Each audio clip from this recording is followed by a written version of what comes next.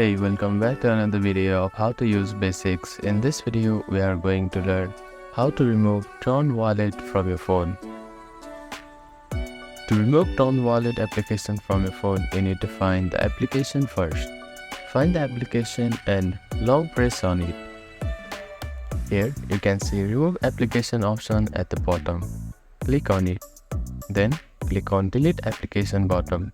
You can also remove the Torn Wallet application from your home screen only. Simply click on the second option. To delete it completely, click on Delete Application and confirm it once again.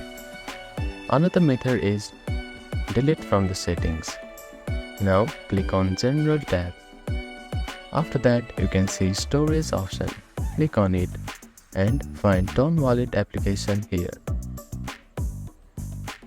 You can also search it from the search bar at the top. Type the name of the application and you can see it.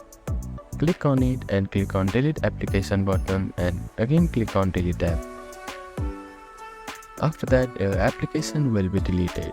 You can see that there is no Torn Wallet application on the device.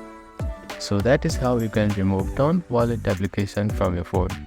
Thank you for watching this video. Please do not forget to like, share and subscribe to our channel and comment down if you have any queries.